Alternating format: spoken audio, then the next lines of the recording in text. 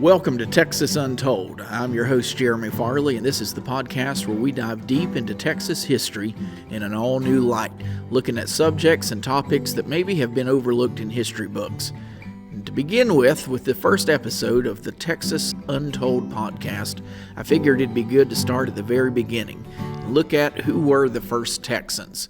Now, when we think about Texas history, we always think about cowboys, we think about the Alamo, we even think about the Spaniards. But the truth is, long before Europeans were ever even in the Lone Star State, there were Texans here already. And the first Texans were the indigenous people. And just like the state of Texas today is so vast and it has so many different peoples, early Texas was the exact same way. You had the Karankawa Indians down on the Gulf Coast. You had in East Texas the Caddo people. On the plains you had the Apache, and then later the Comanche arrived, and there were many, many other people. It would be impossible in this simple little podcast to talk about every person and every people that were here, but at the same time, we're going to take a look today at some of the early Native Americans who lived in what is now Texas. And to begin with, we're going to start with the Caddo people. The Caddo civilization dates all the way back to about 800 AD, and they lived in eastern Texas. They were very advanced as a people. They built mounds very similar to the Mississippi Valley Native Americans. They had elaborate societies and elaborate hierarchies. In a lot of ways, they were very structured, they were very organized, and they had communities with leaders. They were farmers. They planted the three sisters, the corn, the beans, and the squash, very sophisticated in their way of pottery. They had highly developed ceramic styles. And also the Caddo were able to form trade alliances. There's tales that they had trade systems that advanced or went all the way up to the Great Lakes and as far east as Florida. And so the Caddo are instrumental in early prehistoric Texas. And when I say prehistoric Texas, I suppose what I really mean is pre-European arrival of Texas. Interestingly, the Caddo are the very ones who gave us the name Texas. And it comes from their word Taisha, meaning friend or ally, and that's from the Caddo language. And so the Caddo really helped form the Texas that we know. Above everything else, their greatest and probably most lasting influence is in the name itself. Now, when it comes to the Caddo, sadly, the Caddo, their decline came from disease largely. When the arrival of the Europeans came, they were introduced with diseases that they had never known previously, and as a result, it decimated their population. The remaining individuals were forced to relocation in Oklahoma, in what was known as the Indian Territory then. So over the course of probably about 1,000 years, the Caddo civilization arrives in Texas in 800 AD and begin developing a very elaborate trading network, developing agriculture systems that really was sustainable and helped them to thrive as a civilization for almost 1,000 years. And they were doing remarkably well. Then the arrival of European settlers introduced new diseases, and as a result, this once thriving civilization was just brought to its knees and then relocated to Oklahoma. Today, there is a Caddo nation in Oklahoma. They're striving to get their language preserved or keep their language preserved and to, I guess, advance their history and advance their story in ways that maybe other native tribes that originated in Texas, many of them have not been able to do successfully. So the Caddo, they may be in Oklahoma right now, but they are the ones responsible for naming Texas.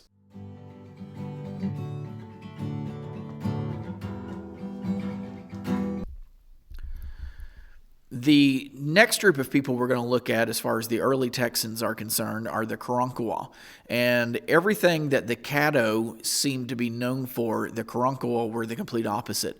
Whereas the Caddo were agricultural and they were in East Texas, the Karankawa, they were nomadic coastal people living down on the Gulf Coast. And they would, in the summertime, they would be in one area and then they would chase and they would run after the animals that they were hunting in other parts of the season. And so they really didn't have permanent roots anywhere. They were on the move between fishing and hunting and gathering. They were very much connected to the seasons.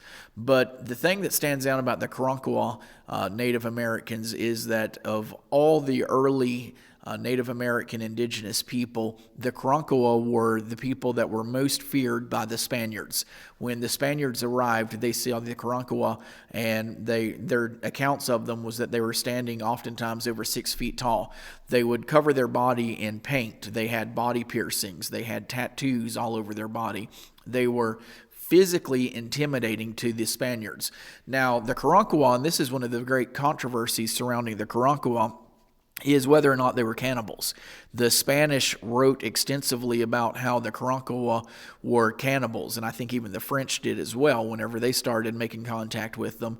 And I think that you can't look at their cannibalism in the way that maybe we think of cannibals of just eating people for meat. The Karankawa, if they did indeed practice cannibalism, it was a ritualistic style cannibalism, which was basically they were eating the flesh of their enemies after a battle. And could you imagine, just how frightening that was or must have been for the Spanish to see something like that or to even hear accounts like that. But the Karankawa, their belief was, as with many Native American tribes, was that by eating your enemy, some of your enemy's spirit, some of your enemy's bravery and courage would be transferred into you. And so if there was cannibalism going on, it was most likely a ritualistic cannibalism. At the same time, that's a very fearsome and frightening thing to see. And so the Karankawa, they were no doubt the most frightening and quite possibly the most hostile that the Spanish and then the Europeans in the form of the French and the British ran into whenever they came into the area that is now Texas. Now, Stephen F. Austin even is quoted as having said that the Karankawa are too vicious of a people to live alongside, and he advocated for their extermination. And so the Karankawa, they were driven from the coast by settlers and from my other rival Native American tribes.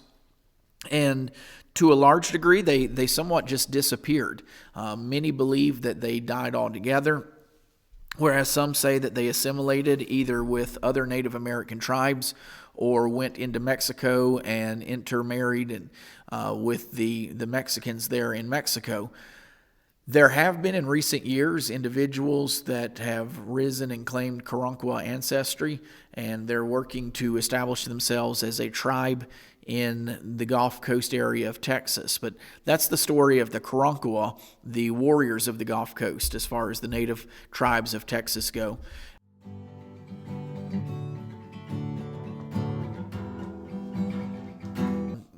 Of course, there's also the Apache that everybody seems to be very well versed in, as well as the Comanche.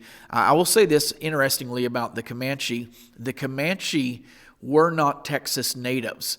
The Comanche came to Texas after having been run out of other areas, but initially the Comanche were Rocky Mountain type natives, living in Montana, living in Wyoming, and in the northern areas of the Rocky Mountains.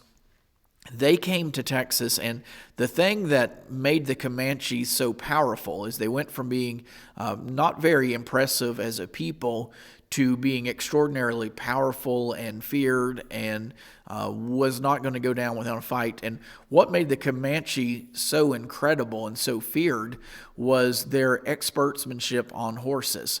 They were experts. The Spanish, of course, there were horses that lived in what is now the United States many thousands of years ago, but sometime between then and the Spanish arriving, horses disappeared from North America. And so when the Spanish arrived, they bring horses, and the Comanche, first introduced to the horse, became experts on horseback and became very much more skilled than the Europeans who had had them for thousands of years. And the Comanche mastered the art of being able to shoot bows and arrows from horseback and mastered the ability to use the horse as a cover and a shield. And because of that, the Comanche were able to do raids on neighboring tribes as well as raids upon white settlements with lightning speed. They would get in, take what they needed, and leave before the enemy would have any idea that they were even there. So the Comanche, very powerful on horses.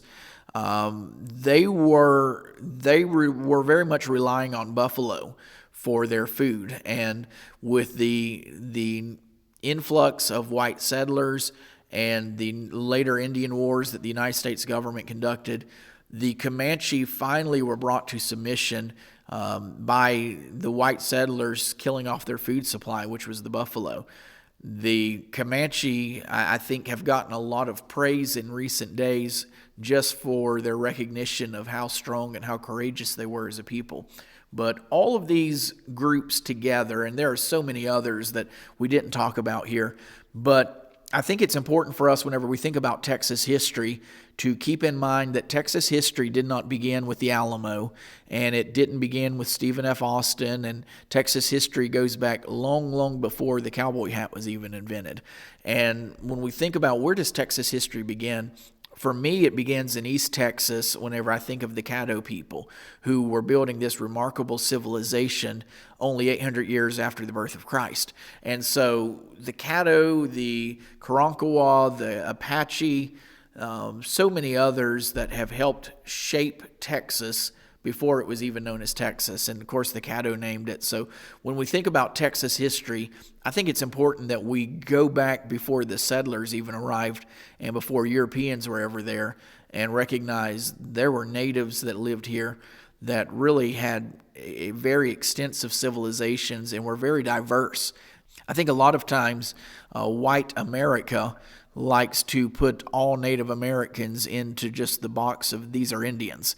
And, we almost try to make this a culture that is just distinct in itself, and we give a blanket thought for the culture.